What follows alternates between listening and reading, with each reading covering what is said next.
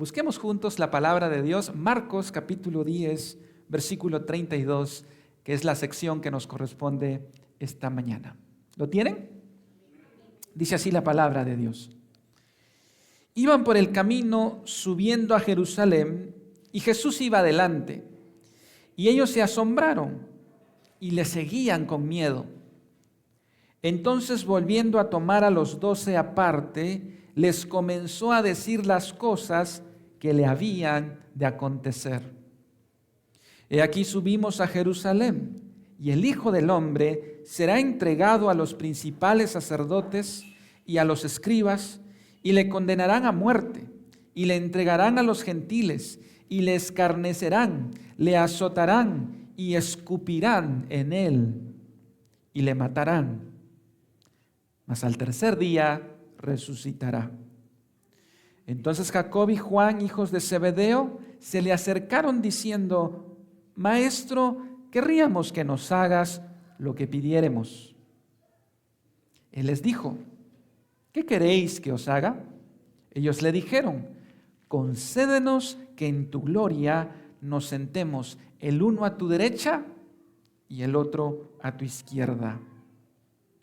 Entonces Jesús les dijo: ¿no sabéis lo que pedís? ¿Podéis beber del vaso que yo bebo o ser bautizados con el bautismo con que yo soy bautizado? Ellos dijeron: podemos.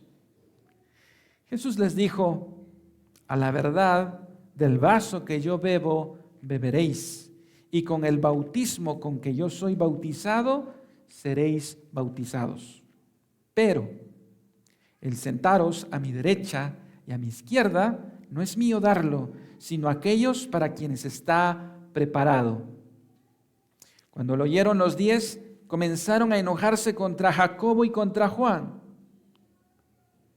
Mas Jesús, llamándolos, les dijo: ¿sabéis que los que son tenidos por gobernantes de las naciones se enseñorean de ellas, y sus grandes ejercen sobre ellas potestad? Pero no será así entre vosotros, sino que el que quiera hacerse grande entre vosotros será vuestro servidor. Y el que de vosotros quiera ser el primero será siervo de todos. Porque el Hijo del Hombre no vino para ser servido, sino para servir y para dar su vida en rescate por muchos. Oremos. Padre, tu palabra es viva y eficaz, y más cortante que toda espada de 2 filos. Permite que esa espada, Señor, circuncide nuestros corazones de todo ídolo, de todo pecado. Purifícanos en tu palabra. Que la gloria sea para ti, Señor, por esta bendición de exponernos a tu palabra. Henos acá, Señor, con nuestras debilidades y con nuestras flaquezas. Ten misericordia de nosotros esta mañana. En el nombre de Jesús lo pedimos. Amén y amén. Pueden tomar su lugar.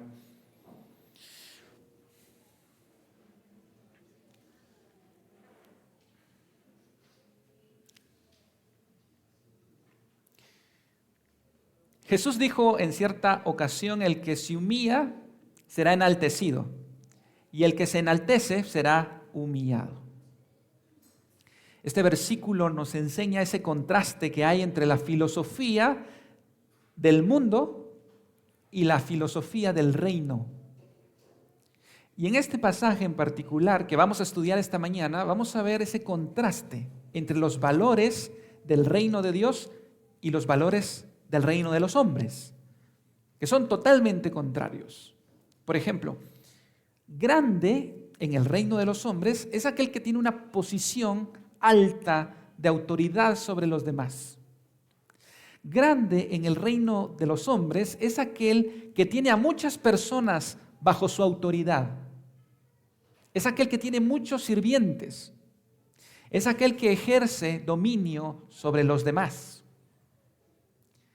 Sin embargo, hermanos, en el reino de Dios es al revés. Grande no es aquel que está en una posición de poder, sino es aquel que sirve, aquel que está para ayudar a los demás.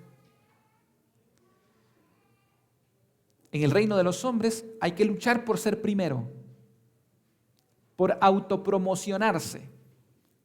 No importa sobre quién pase, la idea es llegar a la posición más alta. Pero grande en el reino es al revés. No se trata de pelear por ser el primero, sino de ser el último. Porque en el reino de Dios la grandeza viene de la bajeza. El que se humilla será enaltecido. Por eso quise titular el sermón de esta mañana La grandeza de ser esclavo, que encierra esa paradoja, ¿no es cierto? Parece algo contradictorio. La grandeza de ser esclavo. Y uno dice, ¿será que hay grandeza y honor en ser esclavo? Nadie quiere ser esclavo. Por lo menos no en el reino de los hombres. Pero hoy aprenderemos que eso es importante en el reino de Dios. Vamos a dividir nuestro pasaje de esta mañana en 3 puntos principales. El primero, he titulado al primer punto, un anuncio terrible pero necesario, que es el anuncio de la muerte de Jesús, la tortura de Jesús. No solo a nivel físico, sino también a nivel emocional. No bastaba con quitarle la vida al autor de la vida, había que quitarle su dignidad. Por eso esta sección se titula Un anuncio terrible pero necesario. El segundo encabezado de esta sección que vamos a estudiar la he titulado Una petición atrevida y peligrosa.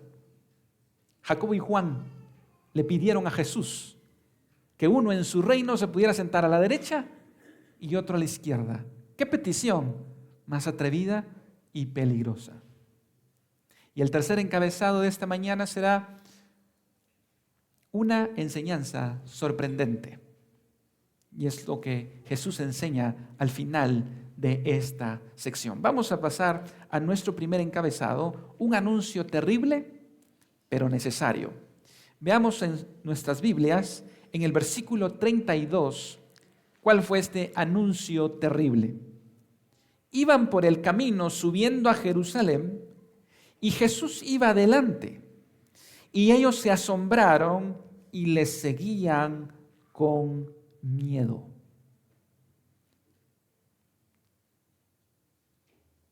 ¿Por qué cree usted que iban con miedo? ¿Hacia dónde iban subiendo? A Jerusalén. Y Jerusalén sería el lugar donde Jesús había anunciado que sería crucificado. Ir a Jerusalén era caminar a la muerte, al lugar de sufrimiento, al lugar de tortura. Y los discípulos lo sabían. Por eso dice que lo seguían asombrado y con miedo. En el Evangelio de Juan, Tomás dice, vamos, para que muramos con él. Lo que le esperaba a Jesús en Jerusalén no era fácil. No era nada fácil. Por eso los discípulos están asombrados de la valentía, la determinación de Jesús. ¿Y dónde iba Jesús? Dice el versículo, hermanos, ¿adelante o atrás? Adelante de todos ellos. Cuando se trata de sufrir y de servir, Jesús siempre va adelante. Cuando se trata de sufrir y de servir, Jesús siempre va adelante. Nadie tuvo que llevar arrastrado a Jesús. No tuvieron que empujarlo a Jerusalén. Él va guiando a sus discípulos temerosos a este lugar tan importante en la historia de la redención. Así es que Jesús ve a sus discípulos con miedo, con temor, y les va a enseñar entonces la tercera vez acerca de su muerte. Ya lo dijo en el capítulo 8, esta es la tercera vez que Jesús anuncia su muerte. Ya lo dijo en el capítulo 9, y ahora tenemos la tercera y última vez que Él lo va a enseñar de manera tan explícita. Veamos en el versículo 33 esos detalles que Jesús menciona acerca de su muerte. Jesús les dice: he aquí, subimos a Jerusalén, y el Hijo del Hombre será entregado a los principales sacerdotes y los escribas, y le condenarán a muerte, y le entregarán a los gentiles, y le escarnecerán, le azotarán, y escupirán en él, y le matarán, mas al tercer día resucitará. Noten en primer lugar cómo Jesús se refiere a sí mismo en los evangelios. El Hijo del Hombre. ¿Qué quiere decir el Hijo del Hombre? El título, todo judío lo entendía a la luz de Daniel en el capítulo 7, donde se habla del Mesías como el Hijo del Hombre. Yo quiero que escuche lo que Daniel dice acerca del Hijo del Hombre. Miraba yo en la visión de la noche, dice Daniel, y he aquí con las nubes del cielo venía uno como un hijo de hombre, que vino hasta el anciano de días y le hicieron acercarse delante de él y le fue dado dominio, gloria, reino, para que todos los pueblos, naciones y lenguas le sirvieran. Su dominio es dominio eterno, que nunca pasará, y su reino uno que nunca será destruido. Eso es el Hijo del Hombre. De manera que cuando Jesús se refería a sí mismo como el Hijo del Hombre, lo hacía intencionalmente para dar a entender que Él era el Mesías. Así es que ese que le iban a dar dominio, honra, y que tendría poder, como dice la profecía, antes de esa corona de gloria, tendría que ponerse la corona de espinas. Hermanos, no hay gloria sin sufrimiento. No hay exaltación sin humillación. No hay resurrección si no hay muerte. El camino hacia arriba es el camino hacia abajo. Ese es el camino que nuestro Señor nos trazó. Y Él va adelante, siendo un ejemplo de eso. En este versículo encontramos cosas muy interesantes, porque vemos la naturaleza divina de Jesús. Él sabía de antemano, hermanos, quiénes lo entregarían a muerte. ¿Cómo sería el proceso de su muerte? Dice que lo entregarían a los gentiles. Los judíos, por estar bajo el imperio romano, no podían ejecutar a Jesús. Tenían que ponerlo bajo la autoridad romana, bajo los gentiles. Jesús va narrando en este versículo muchos detalles acerca de cómo será su muerte, cosa que usted y yo no sabemos. Jesús sabía con lujo de detalles el momento, la forma, las personas y el método que usarían para asesinarlo. Y Él vivió con eso todo su ministerio. No fue, como dicen algunos, que le salieron mal los planes a Jesús, que no pudo organizarse bien y le falló la confianza que tuvo en sus discípulos. No, el texto nos dice que Él iba delante, Él sabía lo que venía. Lo paradójico de este texto es que se nos dice que quienes serían los autores intelectuales y el motor para mandar a Jesús a la muerte, si leyó en su texto, en su Biblia, dice que serían los principales, los sacerdotes y escribas. Hermanos, eso llama mucho la atención. ¿Sabe por qué? Porque los que mataron a Jesús no fueron los sicarios, los ateos, los adúlteros, los asesinos. No, ¿sabe quién fue? Fueron los religiosos. Si usted me pregunta quién es más peligroso en un país, si los pandilleros o los religiosos, yo le diría que los religiosos. Porque ellos fueron los autores quienes motivaron al pueblo para matar a Jesús. Y esto es paradójico.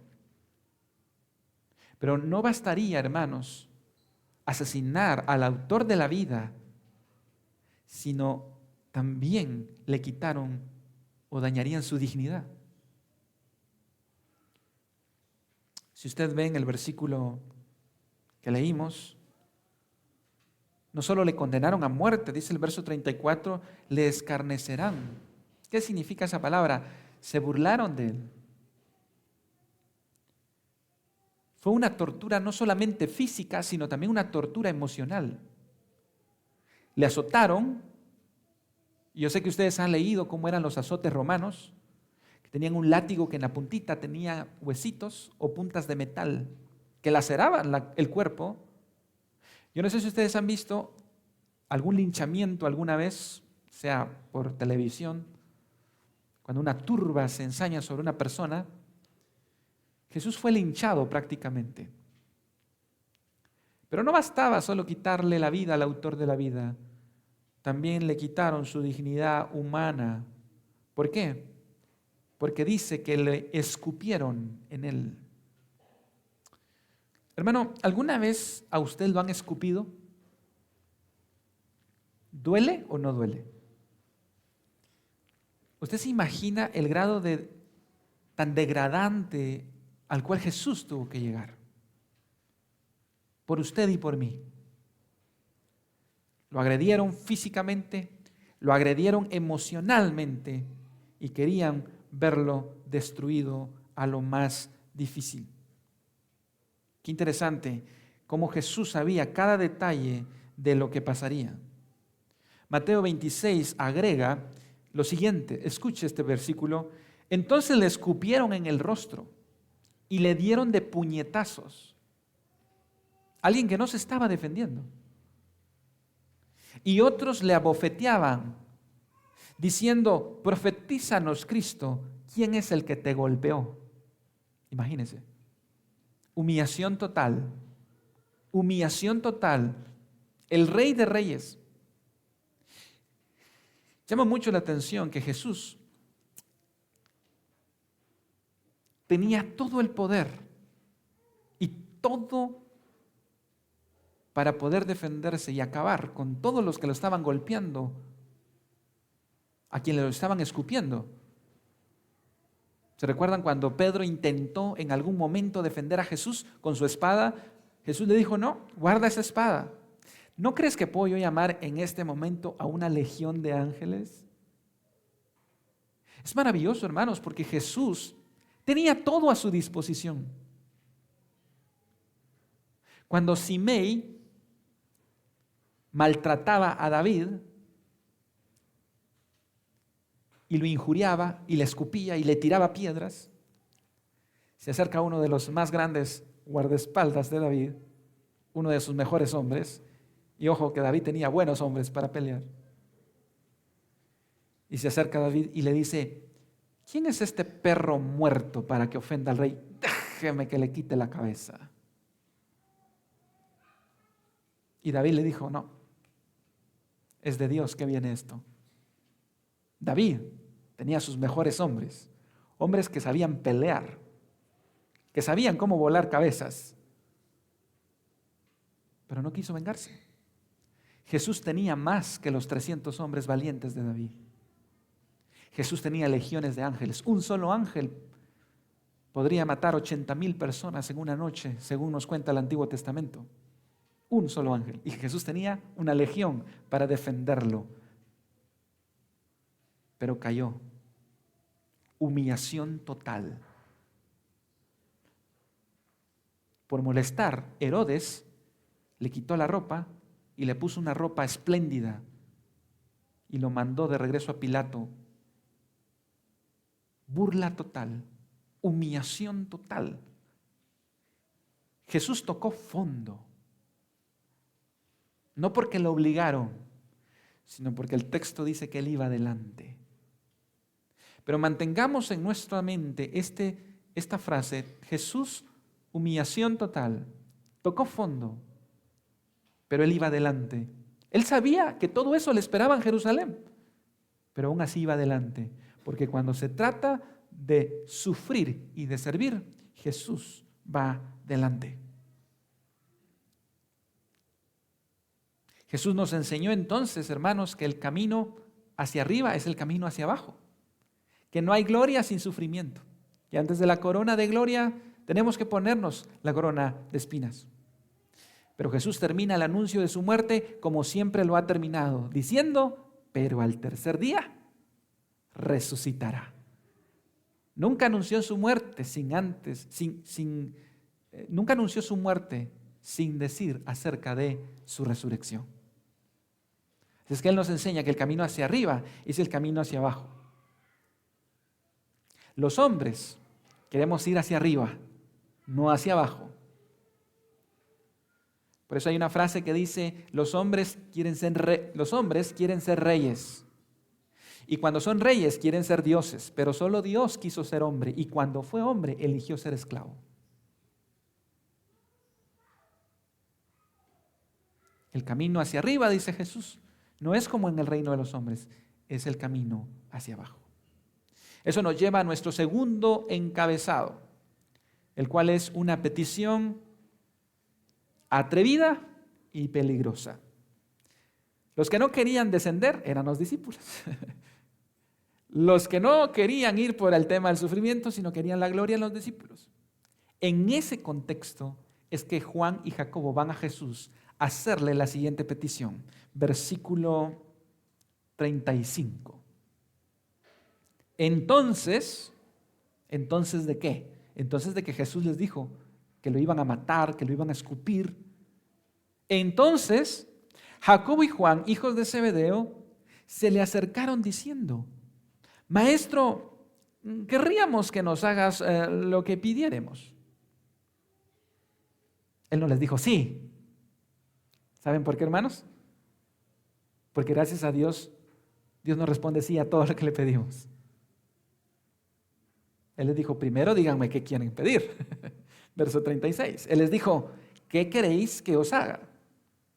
Ellos le dijeron, concédenos que en tu gloria nos sentemos el uno a tu derecha y el otro a tu izquierda. Mire qué interesante. Qué interesante. Primero veamos el contexto. Jesús les acaba de decir que lo van a escupir, que lo van a torturar, que se va a morir, que lo van a matar, que lo van a crucificar, y ellos están interesados en los puestos, en la posición. Eso es como que papá en algún momento nos diga, hijo, me acaban de detectar una enfermedad, voy a morir, me queda un mes de vida, y la primera pregunta que sale de nuestra boca es, ¿y arreglaste la herencia? Ellos están más interesados en la herencia, Juan y Jacob, que en la muerte del Mesías, que en la muerte de su maestro. Y cada vez que Jesús anunció su muerte, hubo un fallo de parte de los discípulos. Aquí otra vez.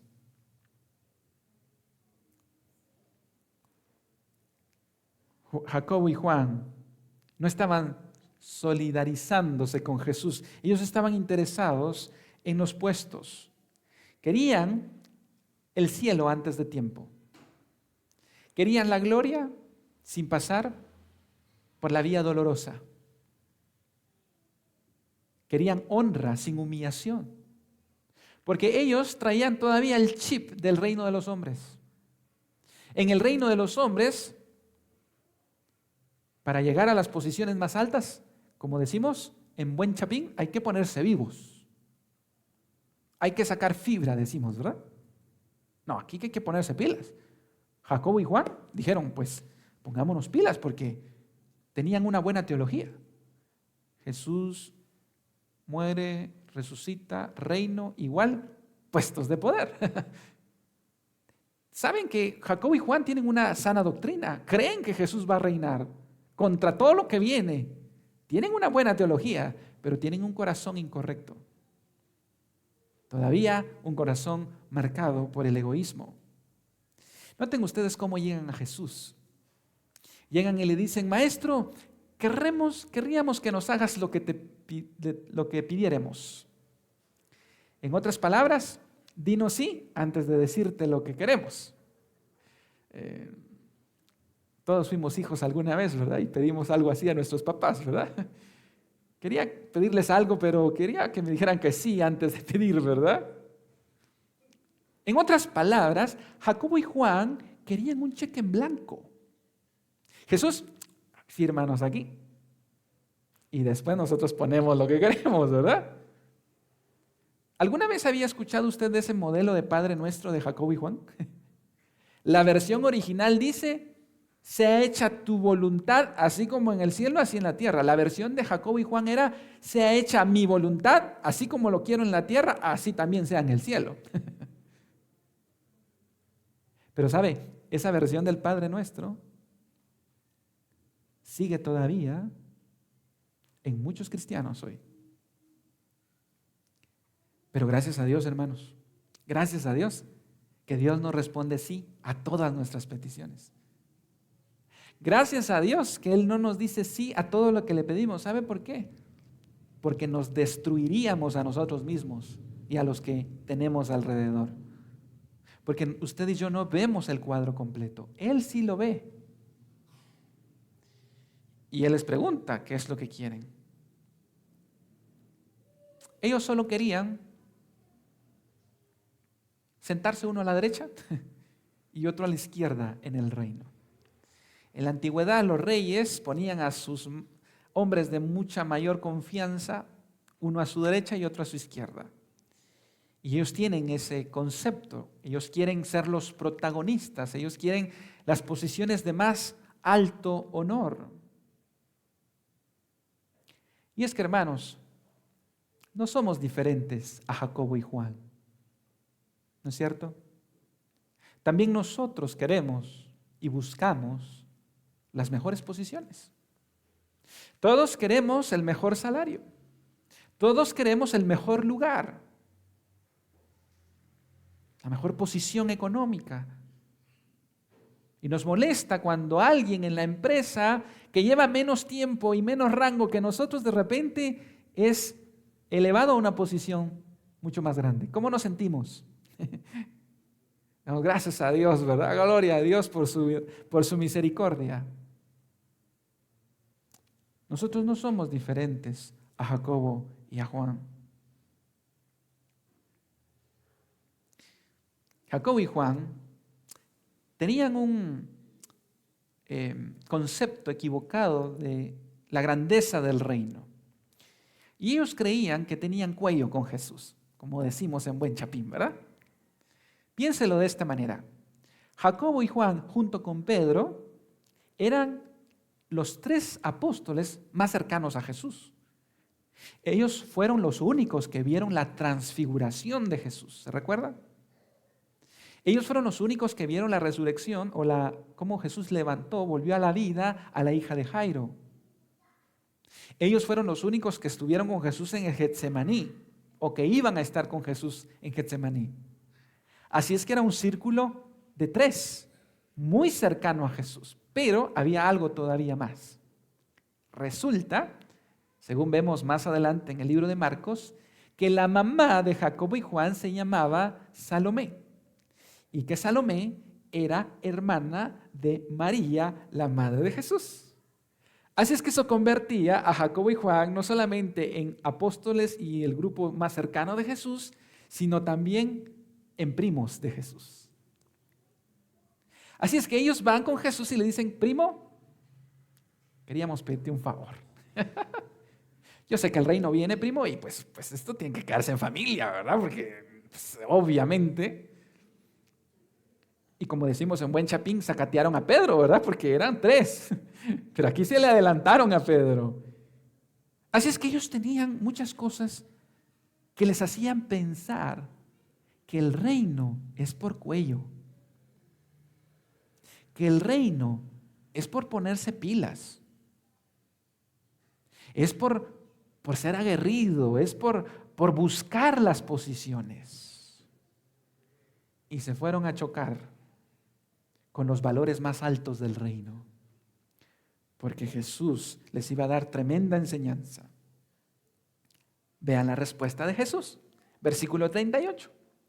Entonces Jesús les dijo, no sabéis lo que pedís. ¿podéis beber del vaso que yo bebo o ser bautizados con el bautismo con que yo soy bautizado? Ellos dijeron, ¿podemos pues? ¿Qué ven en el corazón de Jacobo y Juan? Autoconfianza, desmedida. ¿Ven ustedes, hermanos, el contraste de cómo es el reino de Dios y el contraste del reino de los hombres? Porque ¿qué es lo que nos bombardea todos los días el mundo? Confía en ti mismo. Tú eres un campeón, ¿verdad? Hay una iglesia que tiene un eslogan que dice, descubre el campeón que hay en ti. Hermanos, si usted ve adentro de usted y ve el corazón suyo, no va a descubrir un campeón.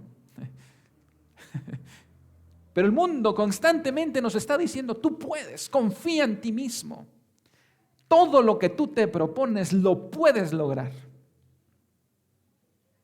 Hermanos, el exceso de confianza en nosotros es la madre de todas nuestras desgracias. Fue Pedro el que tuvo primero exceso de confianza cuando le dijo a Jesús, todos te traicionarán menos yo. Y fue el primero que lo hizo. Jesús les dijo, ¿pueden ustedes beber del vaso que yo voy a beber? ¿Qué significa eso? La copa que yo iba a beber. En el Antiguo Testamento la copa simbolizaba el justo juicio de la ira de Dios. Esa ira de Dios, esa copa Jesús la bebería hasta la última gota.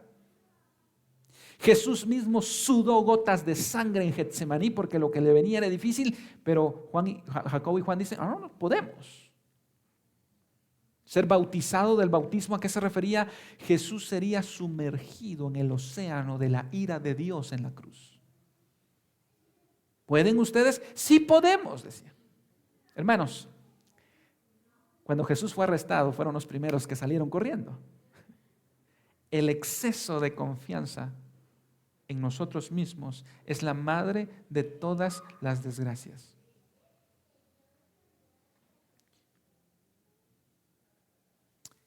Jesús les dice, versículo 39, Jesús les dijo, a la verdad, del vaso que yo bebo, beberéis.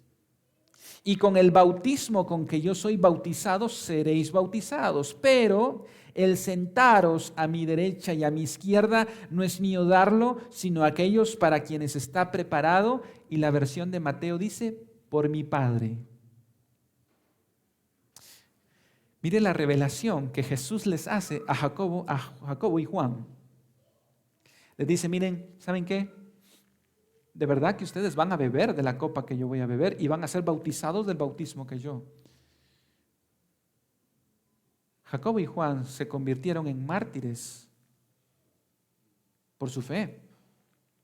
Y Jacobo fue el primer apóstol en ser asesinado por Herodes. Y Juan el último, desterrado en la isla de Patmos.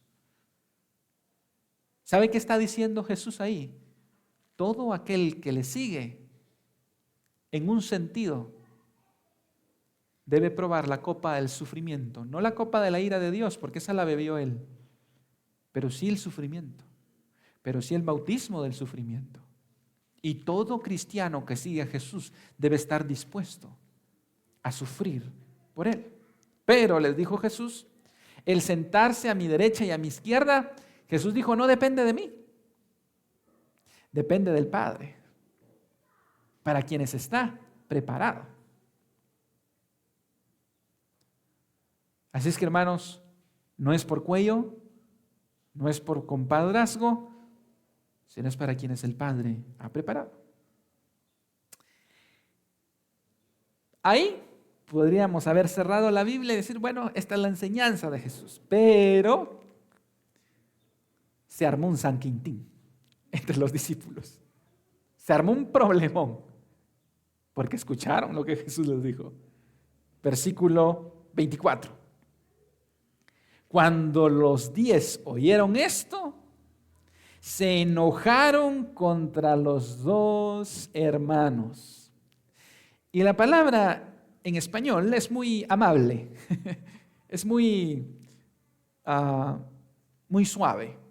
En el original, La idea no es que se enojaron, la idea es que se enfurecieron. Se enojaron a tal punto que Jesús casi que tuvo que ser mediador para que no llegara a más. ¿Saben por qué se pusieron furiosos? ¿Porque eran más espirituales? Porque ellos también querían lo mismo. Porque simplemente Jacobo y Juan dijeron lo que ellos querían decir, pero se les adelantaron. Hermanos, ver al equipo de 12 apóstoles es ver a seres humanos como usted y como yo, que nos cuesta y necesitamos un cambio de chip, como decimos. Verlos a ellos es como un espejo, vernos a nosotros. Dentro de ellos ya había rivalidad y contienda. Si usted regresa un poco en su Biblia al capítulo 9, verso 33, fíjese los grandes temas teológicos que ellos discutían. 9:33. Y llegó a Capernaum, y cuando estuvo en casa, les preguntó: ¿qué disputabais entre vosotros en el camino? Mas ellos callaron, porque en el camino habían disputado entre sí quién de ellos era el mayor. En sus tiempos libres, la discusión teológica de los discípulos era quién era el mayor. Había rivalidad, había contienda. Y hermanos amados, nosotros no somos libres del virus, del orgullo, de la vanagloria. ¿No es verdad que dentro de nuestras familias a veces hay rivalidad entre hermanos, entre primos, entre tíos? ¡Ay, quién es el tío favorito!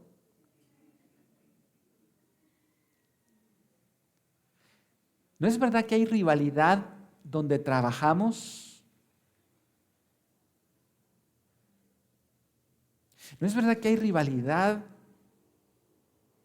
en nuestros gobernantes también? ¿Será que no hay rivalidad en la iglesia? También. Si hubo rivalidad en este grupo, aflora lo que hay en nuestros corazones. Y del virus de esa rivalidad, de ese orgullo, de esa envidia, solo Cristo la puede quitar. Los apóstoles no estaban pensando en descender, estaban pensando en ascender. ¿Quién es el mayor? Y eso nos lleva a nuestro tercer encabezado, una enseñanza sorprendente. Y aquí viene la parte, hermanos, fuerte de lo que Jesús está enseñando. Su muerte en la cruz tenía una aplicación para nosotros. Y aquí es donde Jesús hace el cambio de chip y nos vuela la cabeza con lo que va a decir en estos versículos. Versículo 42 al 45. Mas Jesús, llamándoles, les dijo: ¿sabéis que los que son tenidos por gobernantes de las naciones se enseñorean de ellas, y sus grandes ejercen sobre ellas potestad? Pero no será así entre vosotros, sino que el que quiere hacerse grande entre vosotros será vuestro servidor. Esa palabra servidor en griego es diácono. Pero no se queda ahí. Verso 44. Y el que de vosotros quiera ser el primero será, ¿qué dice? Siervo de todos. Y ahí ya no usa la palabra diácono, usa la otra palabra en griego, doulos, que es esclavo. Así es que el verso 44 está diciendo: el que de vosotros quiera ser el primero será esclavo de todos. Porque el Hijo del Hombre no vino para ser servido, sino para servir y para dar su vida en rescate por muchos. ¡Wow! Palabras incómodas, palabras fuertes. La semana pasada Jesús le dijo palabras fuertes e incómodas al joven rico. Hoy Jesús está diciendo antes de ir a la cruz palabras fuertes e incómodas a sus discípulos. Ustedes están mal, dice Jesús. Ustedes están siguiendo el parámetro del reino de los hombres.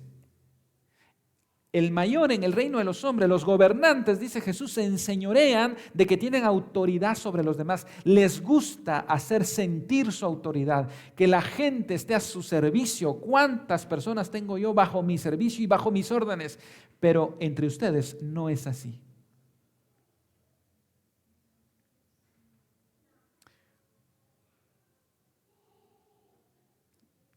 En el reino de los hombres queremos ser primero, queremos los puestos más grandes.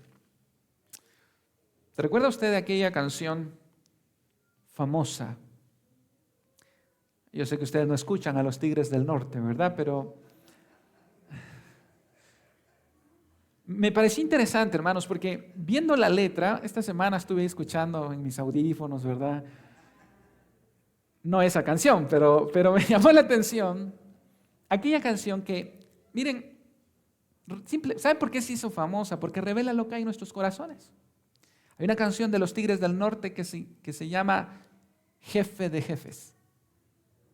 Y dice, soy el jefe de jefes, señores. Me respetan a todos niveles. Y estaba leyendo parte de su estrofa porque suena un poco chistoso, pero es el espíritu del reino de los hombres. La estrofa dice, muchos pollos que apenas nacieron ya se quieren pelear con el gallo. Si pudieran estar a mi altura, pues tendrían que pasar muchos años y no pienso dejarles el puesto donde yo me la paso ordenando. Ese es el corazón del hombre caído. Y Jesús les dice, ese es el corazón del reino de los hombres. Pero entre vosotros no es así. Es al revés. No es ser el primero, es ser el último. No es ser al que le sirven, sino ser el servidor. Y la palabra doulos que usa ahí, hermanos, es ustedes deben ser esclavos de los demás. ¿A cuánto nos gusta ser esclavo de los demás?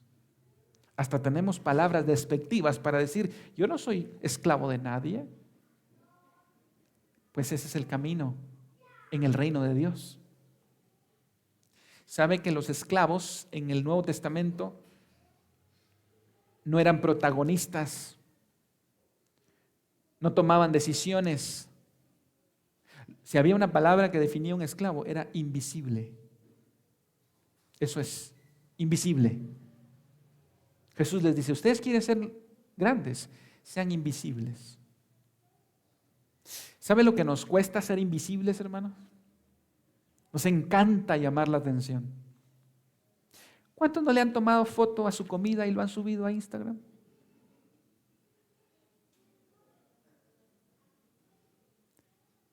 ¿Cuántos no tomamos foto cuando viajamos? Porque no queremos pasar de invisibles. La gente necesita saber qué comí hoy. Mis seguidores necesitan saber qué comí hoy. Porque si algo tiene el ser humano, quiere ser protagonista. Esta frase creo que encierra esa parte. En el reino de Dios se gana perdiendo, se sube bajando y se suma restando. En el reino de Dios se gana perdiendo, se sube bajando y se suma restando. Totalmente contrario.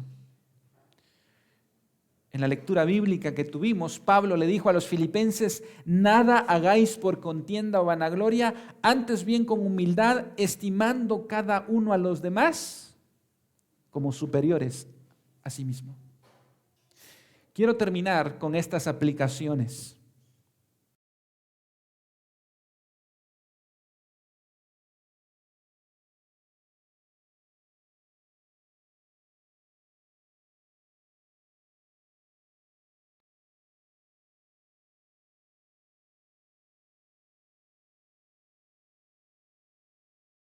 ¿Ven a alguien que siempre está dispuesto a servir o a alguien que siempre está dispuesto a dar órdenes? ¿Se sienten cómodas las personas cuando damos nuestros puntos de vista o queremos imponer nuestros puntos de vista? ¿Y qué pasa cuando no se hace lo que usted o yo queremos?